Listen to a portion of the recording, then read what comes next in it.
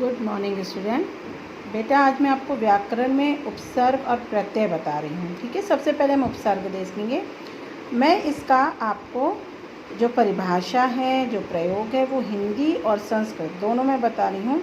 उसका रीज़न ये है कि आपको आसानी से वो चीज़ समझ में आ जाए, है ना। तो ऐसे शब्दांश जिनका भाषा में स्वतंत्र प्रयोग नहीं होता, वरन वो भाषा के प्रारंभ में जुड़कर उसका अर्थ बदल देते हैं, उसे उपसर्ग कहते हैं। यह शब्दांशः कस्यापि शब्दस्य धातोः वा पूर्वः प्रयुज्य तस्य अर्थपरिवर्तनं विशेषतः वा आनयति सा उपसर्गः। ठीक है बेटा, आपको नॉर्मल आप जानते हैं कि शब्द के आगे यदि किसी शब्द को जोड़ा जाए और एक नया शब्द प्राप्त हो जाए तो वो क्या कहलाता है? उपसर्ग। ठीक है ना, उसको हम क्या कहते हैं? उपसर्ग। अब उपसर्ग बहुत सारे हो सकते हैं, जैसे अति, अधि, अनु, अप, अभि, अब, आ, अत, उप, प्रति। इसके अलावा आदि मैंने इसलिए लिखा कि बहुत से उपसर्ग होते हैं, है ना। तो वो डिपेंड करता है कि आपको कैसे वाक्य में क्या जोड़ना है। जैसे मान लो रिक्त हमने एक वाक्य दिया, आपको वाक्य मान लीजिए दिया गया कि रिक्त है ना, रिक्त वाक्य है आपका और इसमें अति उपसर्ग जोड़ा जाए, है ना। आपको कहा गया कि अति उपसर्ग जोड़ के शब्द बनाएं। तो जैसे अपन ने लिखा रिक्त, है ना, हमने शब्द दिया रिक्त और हमने उसमें क्या जोड़ा? अति। तो जब हम रिक्त में अति जोड़ते हैं तो क्या बन जाता है? अतिरिक्त। ये एक नया शब्द बनता है। ठीक है ना, तो ये क्या कहलाते हैं? इस तरह उपसर्ग। ठीक है ना। जैसे मान लीजिए हार, कोई शब्द आपके पास आ गया हार। हार में आपसे कहा जा रहा है कि उप शब्द जोड़ के आप नया शब्द बनाइए और आपको सिर्फ क्या दिया गया? हार। तो आप उसमें क्या जोड़ेंगे? उपहार। हार मतलब क्या होता है? जो गले में पहना जाता है। और उपहार मतलब किसी को मतलब गिफ्ट देना, या है ना, ऐसी कोई चीज़ अपन कहते हैं ना, हमने उपहार दिया तो गिफ्ट देना उपहार कहलाता है ना। अतिरिक्त, जैसे हमने इसमें बनाया अतिरिक्त, तो ज़्यादा। अतिरिक्त मतलब कहते हैं ना कि थोड़ा ज़्यादा, अतिरिक्त थी ये चीज़, थोड़ी ज़्यादा थी। ठीक है ना, है ना। जिसमें आपको एक्स्ट्रा, जिसमें कहते हैं कि एक्स्ट्रा क्वांटिटी अगर हमारे पास किसी चीज़ की है, एक्स्ट्रा होता है। अतिरिक्त मतलब एक्स्ट्रा, तो वो चीज़ें उपसर्ग कहलाती हैं। ठीक है, तो उपसर्ग प्लस धातु अपन संस्कृत में भी जोड़ते हैं, जैसे हा, प्र, वी, सम, अंग, नी, अधि, अपि। इसके अलावा बहुत सारे शब्द। ठीक है ना। अब इसमें देखिए, जैसे रति। रति क्या है? एक हमने शब्द दिया, संस्कृत में अगर बनाना है आपको तो रति शब्द है। हा धातु है। हा क्या है? धातु है। तो धातु क्या होता है? धातु हा मतलब होता है उपसर्ग। उपसर्ग धातु है। ठीक है ना। तो उसमें जैसे ही हम रति में हा जोड़ेंगे तो क्या बन जाएगा? हरति। हरति मतलब होता है बेटा हरण करना, चुरा लेना। ठीक है ना। रति, रति मतलब एक श्रृंगार भाव है। जब कभी आप बड़े होंगे, आप इसका रस छंद वगैरह ग्रामर में पढ़ेंगे, तो जब श्रृंगार रस पढ़ेंगे तो उसका स्थायी भाव होता है रति, है ना। तो हा लगा देते हैं तो हरति हो जाता है। हरति मतलब होता है हरण करना, और रति मतलब होता है वैसे सुंदरता, श्रृंगार, खूबसूरती, है ना। उसी तरह प्रा, अगर हम हरति में प्रा लगा दें, अगर हमारे पास शब्द आया हरति और हम उसमें प्रा उपसर्ग लगा दें, प्र धातु उपसर्ग लगा दें, तो प्रहरति। प्रहरति मतलब क्या हो जाता है? प्रहार करना। अब आप दो चीज़ें देखें कि इसी शब्द में रति में हमने हा लगाया तो अर्थ बदल के हरण करना हो गया हरति। और उसी तरह हरति में हमने प्र बस लगा दिया तो हमारे पास क्या आ गया, प्रहार करना, एक नया शब्द बन गया, है ना। हरति मतलब हरण करना और प्रहरति मतलब किसी पर प्रहार करना, मारना, किसी को चोट पहुंचाना। ठीक है, तो ये उपसर्ग कहलाते हैं। ठीक है, एक बार मैं डेफिनेशन बता दूं। ऐसे शब्द जिनका भाषा में, है ना, स्वतंत्र प्रयोग नहीं होता, वरन वो भाषा के प्रारंभ में जुड़कर उसका अर्थ बदल दें, वही उपसर्ग कहलाते हैं। ठीक है, उपसर्ग कई तरह के होते हैं, मैंने आपको बताया। अब मैं आपको प्रत्यय बताऊंगी। प्रत्यय, जो शब्दांश शब्दों के अंत में जुड़कर शब्दों के अर्थ परिवर्तित कर देते हैं, वे क्या कहलाते हैं, प्रत्यय। यह शब्दः धातोः शब्दस्य वा अन्ते प्रयुज्य विशेषार्थस्य विधाने करोति सः प्रत्ययः, है ना। जो शब्द के पीछे जुड़ते हैं और शब्दों के अर्थ को बदल देने वाले शब्द ही प्रत्यय कहलाते हैं। अपन ने उपसर्ग में पढ़ा था कि जो शब्दों के शुरुआत यानी प्रारंभ में लगा के अर्थ बदल दें वो उपसर्ग, और जिन शब्दों के अंत में लगा के उनका अर्थ बदल जाए वो प्रत्यय कहलाते हैं। अब बेटा प्रत्यय कई प्रकार के होते हैं।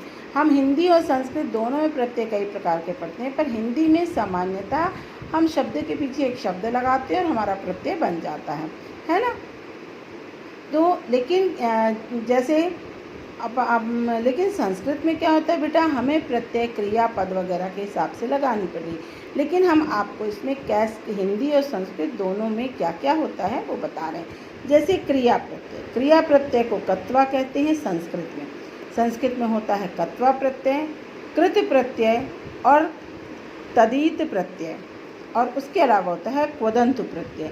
ये हिंदी में भी होते हैं, ठीक है, और ये संस्कृत में भी होते हैं। संस्कृत में दो, जैसे कि एक देख लिया आपने तदित प्रत्यय और एक कृदंतु प्रत्यय, ये संस्कृत में भी पाए होते हैं और कत्वा भी होता है ना। ये 3 प्रत्यय होते हैं। इसके अलावा होते हैं तुमुन, लप और कत्वत, ठीक है ना, ये प्रत्यय होते हैं। ठीक है, अब बेटा इन सब प्रत्ययों को लिखने के तरीके अलग होते हैं और इनका कहाँ कैसे प्रयोग करना है वो मैं आपको बता रही हूँ। क्रिया यानी कत्वा, जैसे मैंने यहाँ बताया, कत्वा क्रिया कहलाती है। जैसे धातु के अंत में क्रियापद लग जाने पर क्रियापद प्रत्यय बन जाता है, यानी कत्वा प्रत्यय बन जाता है, ठीक है ना। और कृत प्रत्यय क्या होते हैं, धातु के अंत में संज्ञा विशेषण आदि शब्द लग जाने पर ये क्या बन जाते हैं, कृत प्रत्यय बन जाते हैं, वहाँ पे कृत प्रत्यय हो जाता है। अब ये 2 प्रत्यय हैं जो ये यहाँ पर हम अपने स्वरूप में इसको बात देखेंगे कि कैसे। पहला आप देखिए तदित प्रत्यय। तदित प्रत्यय धातु के अतिरिक्त अन्य शब्दों में जोड़ा जाता है, वहाँ तदित प्रत्यय होता है। कैसे वो मैं आपको उदाहरण में बताऊंगी। फिर होता है कृदंत प्रत्यय।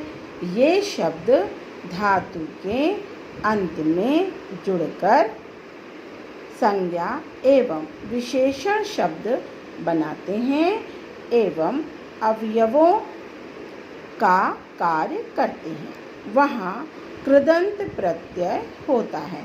ये इनकी परिभाषाएं हैं, है ना। सर्वप्रथम हमें ये पता होना चाहिए कि परिभाषा क्या है, फिर मैं आपको बताऊंगी कि इन्हें पहचाना कैसे जाता है और प्रयोग कैसे किए जाते हैं, ठीक है। ये देखिए,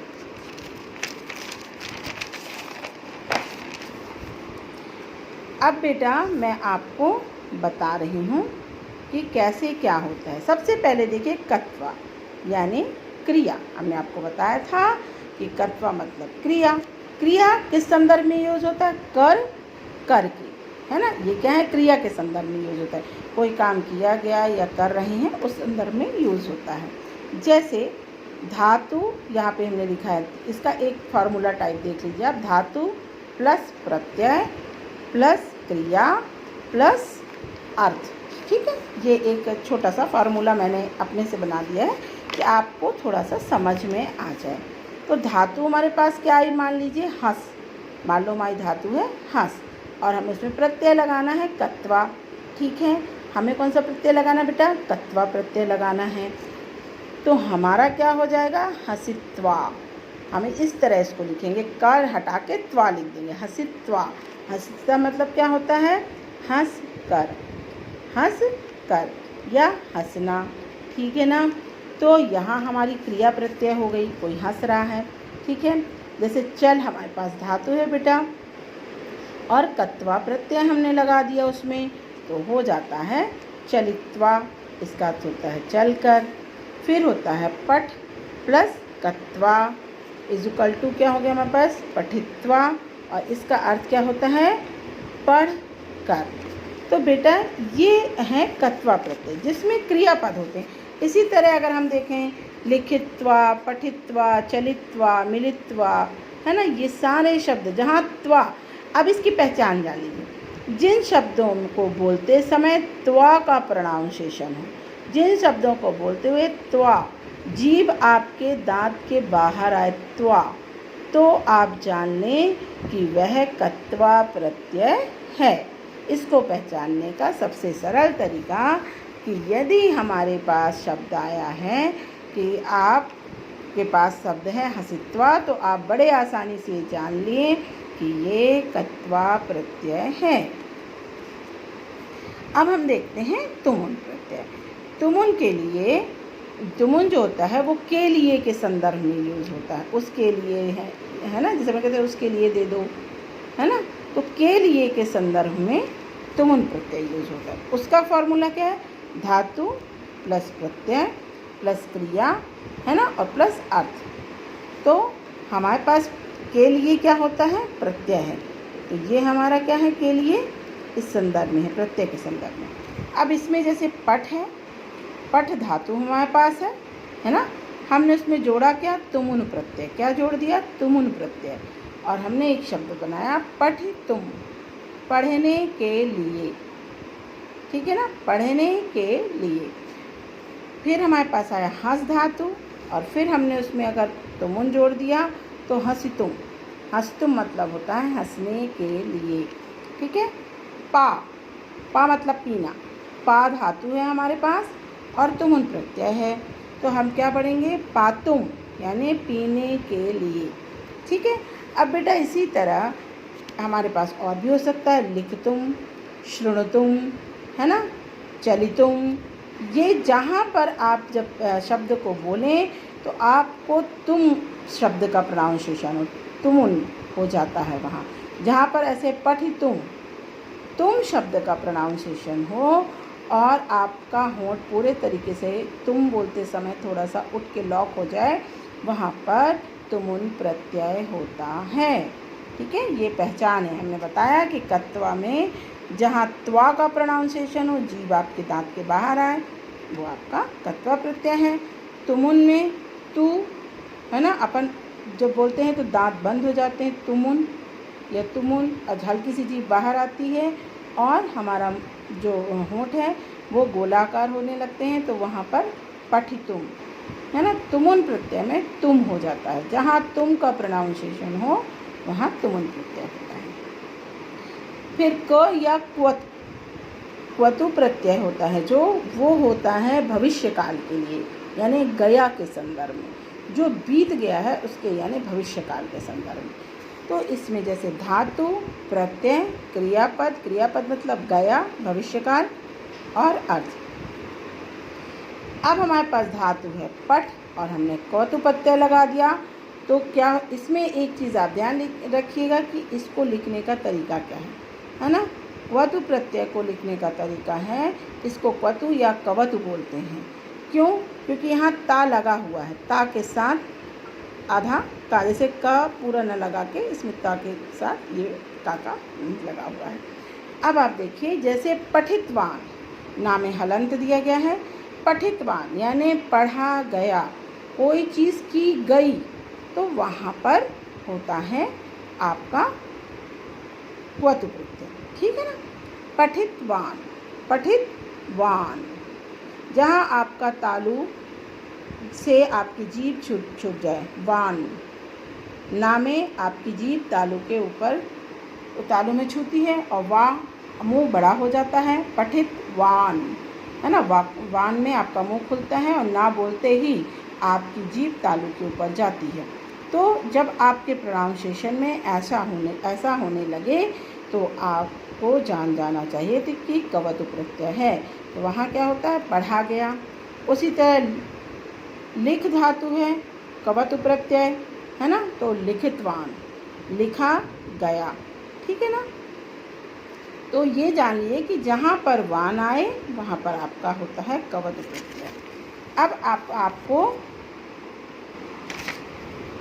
अब आप बेटा देखिए लप्य, लप्य प्रत्यय। लप्य कर या कर के संदर्भ के पूर्व, ये पूर्व मतलब है कर या कर के संदर्भ में यूज़ किए जाते हैं, लेकिन ये पूर्व उपसर्ग होते हैं। इनमें उपसर्ग पहले लगाया जाता है, फिर धातु होता है, फिर लप्य प्रत्यय होता है। तो देखिए इसका सूत्र है उपसर्ग प्लस धातु प्लस लप्य प्लस शब्द प्लस अर्थ। यहाँ पर प्रत्यय लगता है, यहाँ शुरू में क्या लगता है, उपसर्ग। ये पूर्व उपसर्ग प्रत्यय होते हैं, ठीक है। तो इसलिए इनको लप्य प्रत्यय कहा जाता है, क्योंकि ये पूर्व उपसर्ग प्रत्यय होते हैं। जैसे सम हमारे पास एक उपसर्ग है, उसमें हमने पठ धातु लगाई और य, सिर्फ या, लप्य में क्या लगेगा, या। तो शब्द बन गया हमारे पास समपठ्य, यानी पढ़ कर, समपठ्य पढ़ कर। फिर हमारे पास वी उपसर्ग है, अगर लिख धातु आ गई और यहाँ हमने या प्रत्यय लगाया तो यहाँ क्या होगा, विलिख्य, लिख कर, लिख कर, ठीक है ना। फिर हमारे पास उप धातु है, क्र प्रत्यय हमने लगाया, य यहाँ लिखा और लप्य, यानी ये सब हमने इसीलिए आपको मेंशन किया कि ये आपकी प्रत्यय है, लप्य प्रत्यय है ना। तो उपकृत्य, उपकार करके या उपकार कर, ये सब जो हैं ये कौन सी है, लप्य प्रत्यय है, ठीक है। तो संस्कृत में आपको मैंने ये 4 प्रत्यय बताई हैं, लप, कवतु, तुमुन और कत्वा, ठीक है। यही प्रत्यय जो होती हैं वो विशेष कर हैं और यही प्रत्यय आपको आगे तक आती हैं, ठीक है।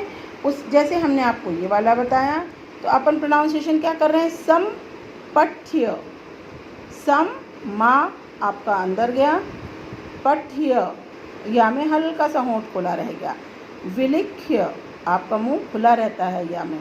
तो जहाँ हल्का सा मुंह खुला रह जाए, है ना, और या का प्रोनाउंसिएशन है, वहाँ पर अपन लप्य प्रत्यय लगाते हैं, ठीक है ना बेटा।